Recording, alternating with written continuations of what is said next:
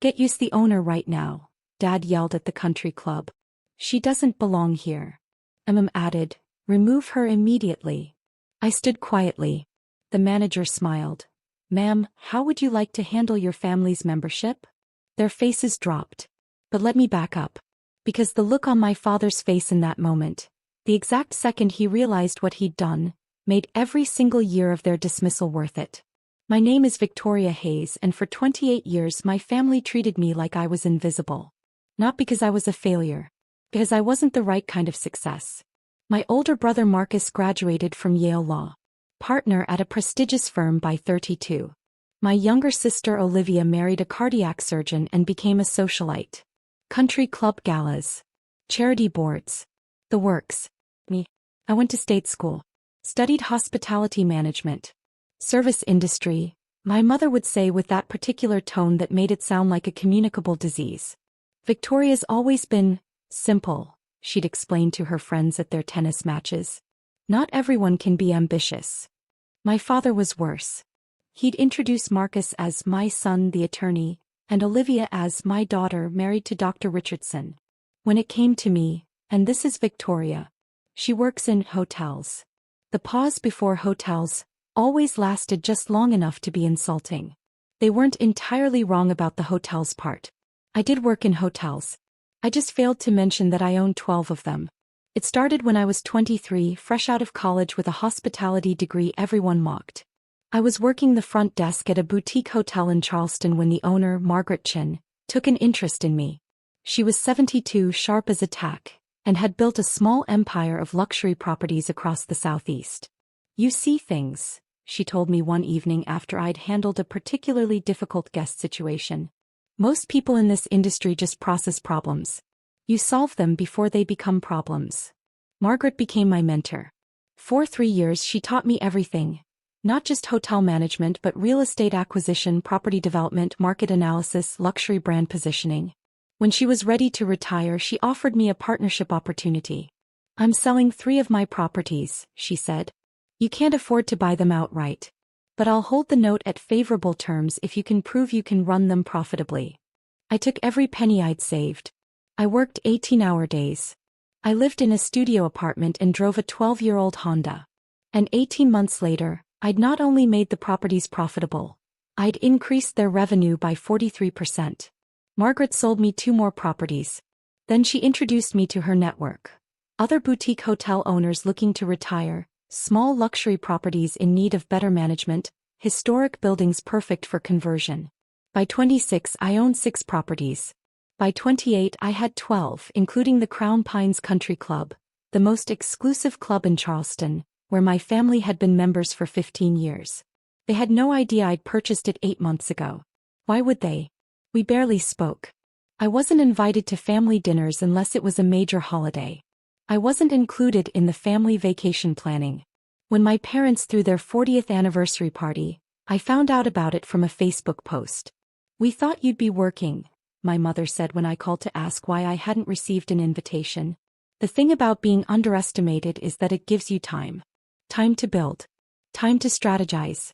Time to watch your family from a comfortable distance while they continued to dismiss you as irrelevant." I wasn't hiding my success. I was simply never asked. My business card said, "Hayes Hospitality Group, Principal Owner." My LinkedIn profile listed all 12 properties. I'd been featured in Charleston Business Monthly and Southeast Hospitality Review. But my family didn't read those publications. They read Town and Country and attended charity events where they could network with important people. They never once thought to Google my name. The Crown Pines Country Club acquisition happened almost by accident. I was having lunch with Margaret at her favorite restaurant when she mentioned that Harold Whitmore, the owner of Crown Pines, was looking to sell. He was 86, his children had no interest in running the club, and he wanted it to go to someone who understood legacy. "It's a complicated property," Margaret warned. "The club has history, prestige, but the financials are a mess. Deferred maintenance.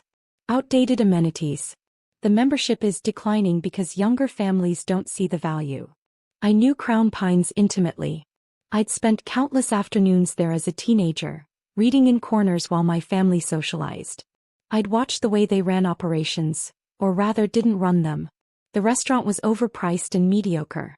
The golf course was beautiful but poorly maintained. The pool facilities hadn't been updated since 1987. I want to look at the numbers, I told Margaret. 3 weeks later, I sat in Harold Whitmore's study while he walked me through 70 years of country club operations. The property was stunning. 150 acres championship golf course, Olympic-sized pool, tennis courts, a historic main building that could be spectacular with proper restoration. The financials were exactly as Margaret described. The club was profitable but barely. Membership was at 60% capacity. Most members were over 60. The waiting list that had once been years long had dwindled to nothing. I built this place into something special, Harold said, his voice tired. But I'm too old to do what needs to be done. It needs someone young. Someone who understands both tradition and innovation. He sold it to me for $8.2 million. Well below market value because he cared more about legacy than maximum profit. I spent the next 8 months quietly transforming Crown Pines. I brought in a chef from one of my Charleston properties who'd trained at Le Bernardin. I renovated the pool facilities with a modern spa. I updated the golf course maintenance program. I created a young professionals membership tier with flexible options. I did it all through my management company, keeping my ownership private. The members knew there was new ownership, new management, new standards. They didn't know who was behind it. That included my family. Marcus had sponsored 3 new members in the past year. Olivia's husband had just joined the golf committee.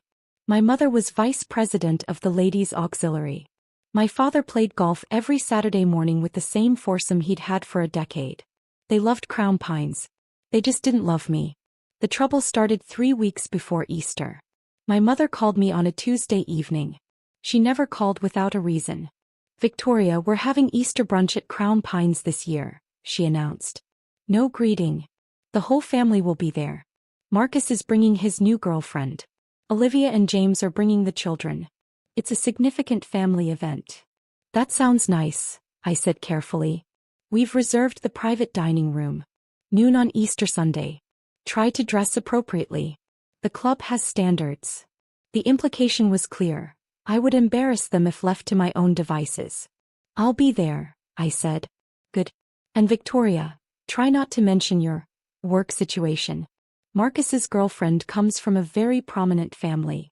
We don't need to bore her with hotel stories." She hung up before I could respond. I sat in my office, the corner office on the top floor of my newest property, a restored historic building in downtown Charleston, and stared at my phone. My assistant James knocked on the door frame. "Everything okay?" "Family brunch," I said. "At Crown Pines." James had worked with me for 4 years. He knew exactly what Crown Pines meant. His eyebrows shot up. "They still don't know? They've never asked. Are you going to tell them?" I thought about it. 28 years of being dismissed. 28 years of being the least impressive Hayes. 28 years of watching my parents beam with pride over Marcus's trial victories and Olivia's charity work while treating my career like a shameful secret. "No," I said. "I don't think I will." James grinned. "Easter brunch should be interesting." I spent the next 3 weeks preparing for Easter brunch the way I prepared for any major business event, with strategic planning and attention to detail. I coordinated with Daniel Martinez, the Crown Pines general manager I'd hired from a 5-star property in Savannah. Daniel was brilliant, calm, professional, and absolutely unflappable. "Your family has no idea?" he asked when I briefed him on the situation. "None whatsoever. And you want to handle this?" "Carefully," I said. "I'm not trying to humiliate them. But if they create a situation, I want you to be prepared." Daniel nodded slowly. "Understood. I'll make sure the staff knows to loop me in immediately if there's any issue involving your party." I also reached out to Margaret, who'd become not just my mentor but one of my closest friends. "They're going to lose their minds," she said, delighted. "I wish I could be there to see it." "You'll get the full report," I promised. Easter Sunday arrived warm and beautiful. I dressed carefully, a cream silk blouse, tailored navy slacks, understated gold jewelry. Elegant but not flashy. Professional but not formal. My mother would still find something to criticize. I arrived at Crown Pines at 11:45. The property looked spectacular. The gardens were in full spring bloom, the main building gleamed in the sunlight, valets moved efficiently through the parking area. Pride swelled in my chest. This was mine. I'd built this. The hostess greeted me warmly. She knew exactly who I was, though her professionalism kept it subtle. "Miss Hayes, your family's party is in the Magnolia Room. Shall I show you?" "I know the way. Thank you, Claire." I walked through the main dining room, nodding to the Sunday brunch guests. Through the windows I could see the golf course where foursomes were finishing their morning rounds. The restaurant hummed with conversation and the gentle clink of silverware. The Magnolia Room was Crown Pine's most prestigious private dining space. Floor-to-ceiling windows overlooking the 18th hole, crystal chandeliers, seating for 24. My family was already there. Marcus stood near the windows with a tall blonde woman who had to be the new girlfriend. Olivia sat at the table with her husband James and their 2 children. My parents held court at the head of the table, greeting arriving guests. Because of course it wasn't just immediate family. My Aunt Patricia was there, Uncle Richard, my mother's tennis partner Susan and her husband. I hesitated in the doorway. No one had noticed me yet. Then my mother's voice cut through the conversation. "Victoria. You're late." I checked my watch. It was 11:58. "The reservation is for noon. Family should arrive early." She looked me up and down. "Is that what you're wearing?" "Yes. It's very plain." My father glanced up from his conversation. "Victoria. Good. You're here. Come meet Marcus's girlfriend, Stephanie. Stephanie, this is our younger daughter. She works in the service industry." Stephanie extended a perfectly manicured hand. "How nice. What do you do?" Before I could answer, my mother interjected. "She manages hotels. Now shall we all sit? I'm sure everyone is hungry." The meal started normally enough. The server took drink orders. Appetizers were brought out. My mother dominated the conversation, asking Stephanie questions designed to showcase her prestigious background. I sat quietly between Aunt Patricia and Uncle Richard, responding politely when spoken to, otherwise staying silent. It was Olivia who shifted the energy. "Mother, did you see that Crown Pines is under new management?" she said, sipping her mimosa. "The changes are wonderful. The food is so much better." "The new chef is exceptional," my father agreed. "They finally upgraded from that mediocre continental menu." My mother nodded. "The new ownership has excellent taste. Much more sophisticated." "Patricia, did you try the renovated spa facilities?" Aunt Patricia launched into praise for the updated amenities. Everyone had opinions about the improvements. The conversation buzzed with compliments for the mysterious new owner who'd revitalized their beloved club. I took a sip of water and said nothing. Marcus turned to me. "You're in hospitality, Victoria. What do you think of the changes?" All eyes turned to me. "They're well executed," I said carefully. "The property had good bones. It just needed someone who understood how to balance tradition with modernization." "Well, someone certainly knew what they were doing," my mother said. "Apparently the new owner has a portfolio of boutique luxury properties. Very exclusive." "How do you know that?" Olivia asked. "Susan told me. Her husband is friends with Harold Whitmore. He mentioned that the new owner was someone young with an impressive reputation in luxury hospitality." My father snorted. "Probably some tech mogul looking for a tax write-off. That's who buys these properties now. People with too much money and no real understanding of tradition." Something in his tone, the casual dismissal, the assumption that success could only come from the right kind of people, made me set down my fork. "Actually," I said quietly, "the new owner bought Crown Pines because they understood its legacy value. They saw potential beyond just financials." My father waved a hand dismissively. "I'm sure the real estate investment was the primary motivation. These young entrepreneurs don't care about tradition." "Some young entrepreneurs understand tradition perfectly well," I said. Marcus laughed. "Come on, Victoria. You manage hotel front desks. You're not exactly qualified to assess major property acquisitions." The table went silent. I felt it then, that familiar feeling of being diminished, dismissed, erased. 28 years of it compressing into a single moment. I could have let it go. I should have let it go. Instead I said, "I don't manage front desks, Marcus. I own 12 properties across the Southeast, including 3 historic boutique hotels, 4 luxury resorts, 2 conference centers and 3 private clubs. My company generated $47 million in revenue last year. The silence deepened. My mother laughed. A sharp, disbelieving sound. Victoria, that's absurd. Why would you make up something like that? I'm not making it up. You went to state school, my father said flatly. You've worked in hotels for what, 6 years? You expect us to believe you own a $47 million company. I don't expect you to believe anything. I'm telling you a fact. Olivia shook her head. This is embarrassing, Victoria. We have guests. I'm not embarrassed, I said. I'm successful. There's a difference. Marcus leaned forward. Okay, let's say you're telling the truth, which you're not, but let's pretend. Where did you get the capital for 12 properties? That's millions in acquisition costs alone. I started with 1 property, a partnership with my mentor. I proved I could run it profitably. He sold me 2 more. I leveraged those to acquire others. It's called building a business, Marcus. Some of us do it without family money or Yale connections. My father's face was turning red. This is ridiculous. You're a hotel clerk making up fantasies. I'm the principal owner of Hayes Hospitality Group. You can Google it. We've been featured in Charleston Business Monthly, Southeast Hospitality Review, and Luxury Property Management magazine. My mother stood up abruptly. That's enough. I don't know what's gotten into you, but I will not have you disrupt this family event with absurd lies. They're not lies. Then prove it, Marcus challenged. If you're so successful, prove it right now. I pulled out my phone. Pulled up my company website. The homepage featured a photo of me in front of my downtown Charleston property, along with a Forbes profile that had run 6 months ago.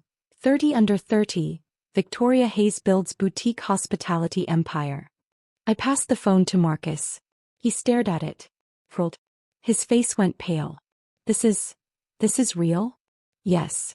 He passed the phone to my father. Then to my mother. It made its way around the table. The silence was deafening. Why didn't you tell us? My mother finally whispered. You never asked. In 28 years, not once did you ask about my work beyond finding ways to diminish it. You assumed. You decided I was a failure because I didn't follow the path you valued. So I built something you couldn't even see. My father slammed his hand on the table. This is unacceptable. You let us think you deliberately misled. I misled no one. I told you I worked in hotels. I do. You chose to interpret that as failure. This is absurd, my father said, his voice rising. You cannot speak to your parents this way. I want to speak to the owner of this establishment immediately.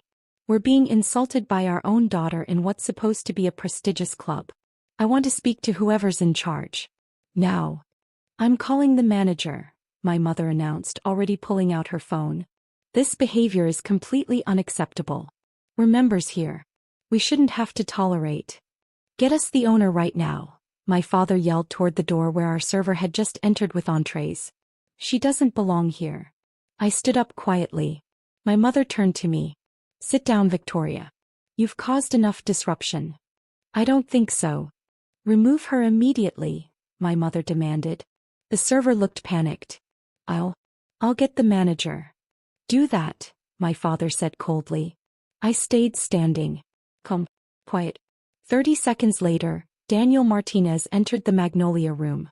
Impeccably dressed, completely professional, moving with the confident authority of someone who knew exactly how to handle any situation. Good afternoon, he said smoothly.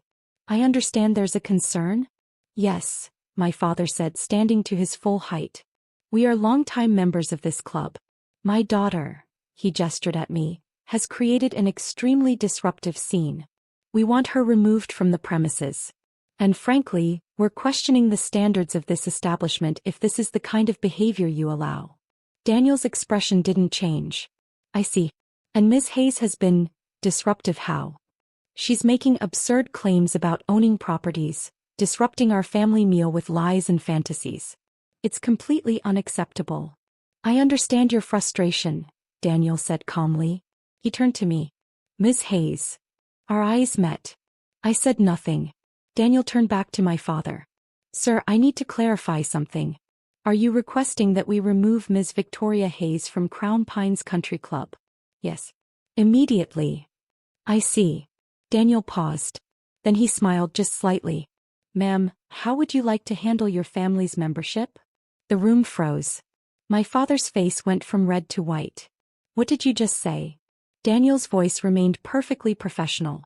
I asked Ms. Hayes, Ms. Victoria Hayes, owner of Hayes Hospitality Group and as of 8 months ago, owner of Crown Pines Country Club, how she would like me to handle this situation. The silence was absolute. My mother's mouth opened, closed, opened again. No sound came out. Marcus sat down heavily. Olivia's face had gone pale.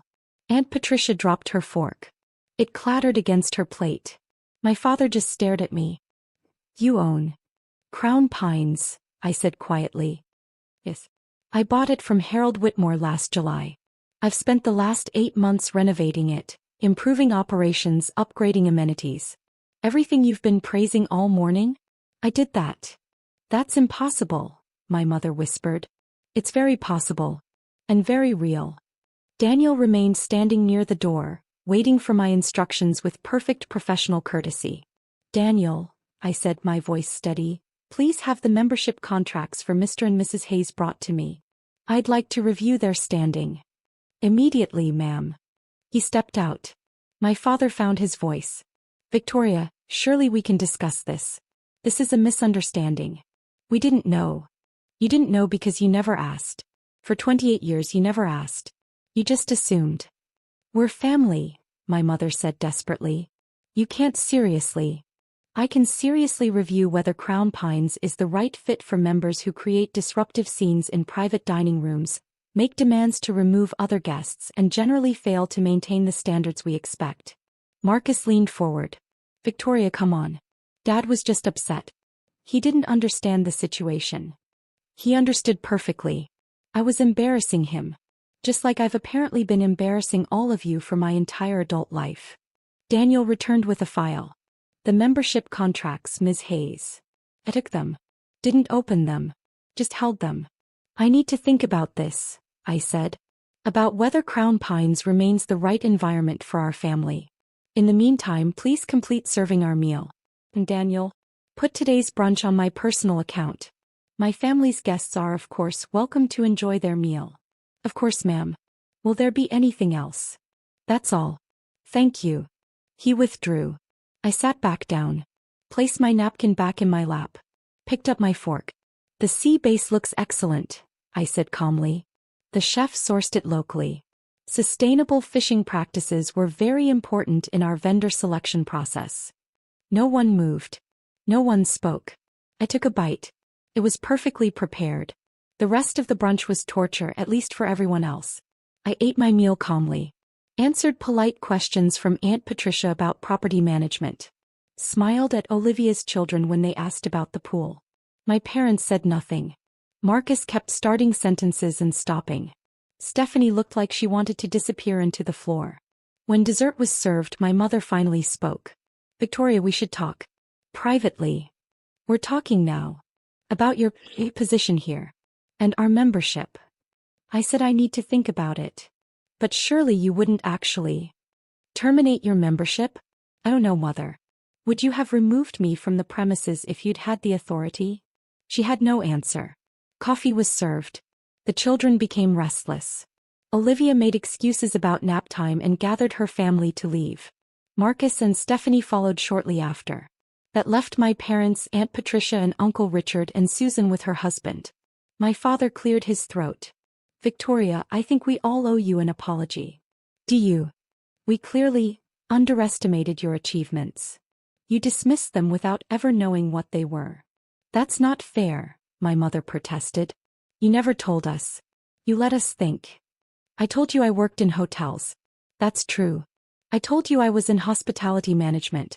Also true. You decided those weren't impressive enough to warrant further questions. You could have corrected us, my father said. Why? So you could find new ways to diminish it? You've spent my entire life treating my choices as inferior to Marcus's law career and Olivia's society marriage. When did I owe you information you never valued enough to ask about? Aunt Patricia stood abruptly. I think Richard and I should go. This seems like a family conversation. They left. So did Susan and her husband. My parents sat across from me in the now empty private dining room. What do you want from us? My mother finally asked. Nothing. That can't be true. It's completely true. I don't want apologies you don't mean. I don't want sudden interest in my life now that you know I'm successful. I don't need your approval or your pride or your acceptance. I built everything I have without any of those things. You're our daughter, my father said. Am I? Because for most of my life I felt more like an embarrassment you had to explain. The silence stretched. Your membership is paid through the end of the year, I said finally. After that you'll need to reapply like any other member. The standards have changed.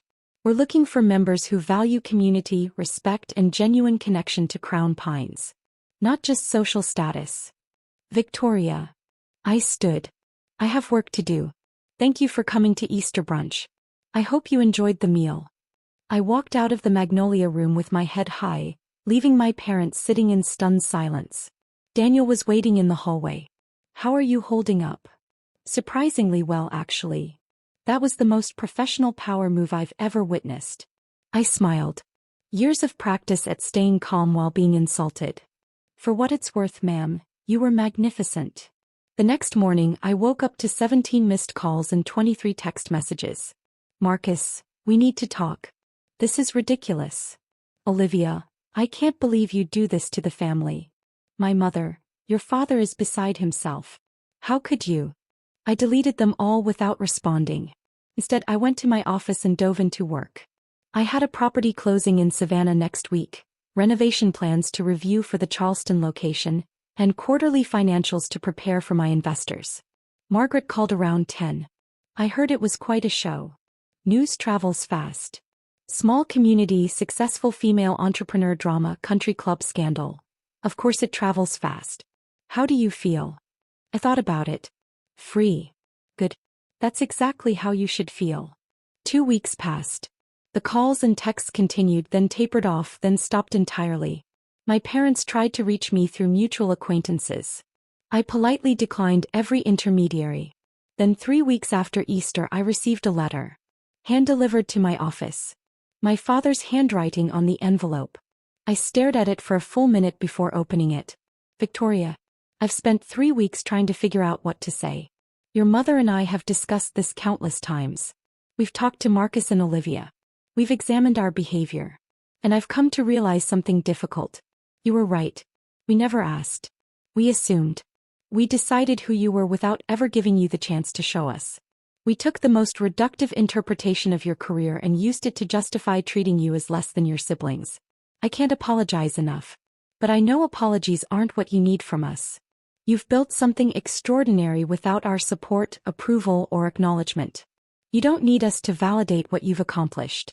What I can offer is different behavior. We would like, if you're willing, to start over. Not as parents who think they know you, but as people who would like to get to know the daughter we never took the time to understand. We understand if you're not interested. We've earned that. But if you are, your mother and I would like to take you to dinner. Not at Crown Pines. Maybe that restaurant you mentioned once.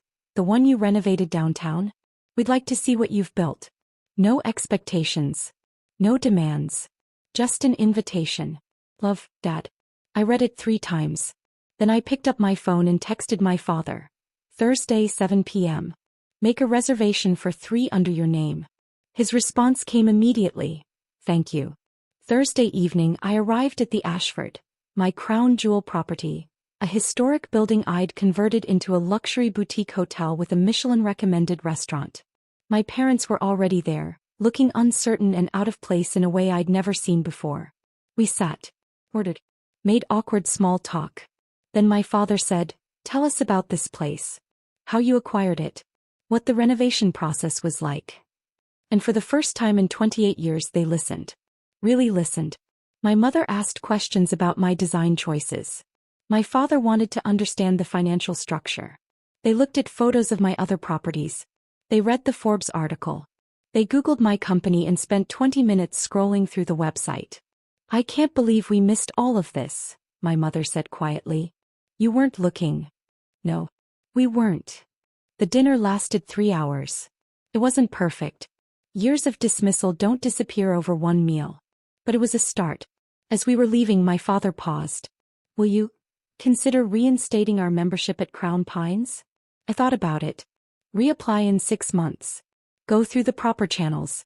If your application meets our standards, we'll consider it. That's fair. I think so. My mother hugged me, awkwardly, unpracticed but genuine. We're proud of you. I know we have no right to say that now, but we are. Thank you. I drove back to my downtown apartment, the penthouse suite in the Ashford that I'd designed myself, and stood on the balcony overlooking Charleston. My phone buzzed. A text from Margaret. How was dinner? I typed back. Different. Maybe good. That's all we can ask for. Growth. I smiled and put my phone away. Below me the city lights sparkled. Somewhere out there were 12 properties carrying my name, my vision, my legacy. I'd built an empire while my family thought I was checking in hotel guests. I'd proved nothing to them. I'd proved everything to myself. And that, ultimately, was all that mattered. The next morning, I had a meeting with a seller in Asheville about a historic mountain resort. The property had good bones, needed vision, could be spectacular in the right hands. I was already sketching renovation plans. After all, I had an empire to build. With or without my family's approval. But maybe, just maybe, with their respect. Finally, he thought. Based on no medical evidence, no expert consultation, no documentation. You thought. And based on that thought, you physically ripped medical equipment from her body. The jury deliberated for 2 hours. Guilty on all counts. Marcus was sentenced to 18 months in prison, 3 years probation, 500 hours of community service at a cardiac rehabilitation center, mandatory anger management and addiction counseling, and restitution for all my medical costs, $47,000. But the sentencing wasn't the end. The judge addressed my family directly. Several of them had attended the trial, sitting behind Marcus, glaring at me. I want to address the family members in this courtroom, Judge Reynolds said. I've watched you throughout this trial. I've seen your reactions to the evidence. I've read the text messages and emails that were submitted showing your attempts to pressure Ms. Chin into dropping charges. And I'm appalled. She looked directly at my parents. A young woman spent 9 years managing a life-threatening illness while her family mocked her, dismissed her, and accused her of faking. When her condition was finally validated in the most dramatic way possible, when a leading cardiologist testified to her documented medical reality, some of you still couldn't accept it. Some of you still pressured her to protect her abuser. Mom's face was bright red. Let me be very clear, Judge Reynolds continued. What happened to Emma Chin was medical abuse. It was emotional abuse. And it culminated in physical assault. If any of you continue to harass her, I will not hesitate to issue restraining orders. She owes you nothing, not forgiveness, not reconciliation, nothing. The gavel came down. That was 8 months ago. Marcus served his sentence. My parents haven't spoken to me since the trial. Most of my extended family chose sides. There's not mine. I'm okay with that.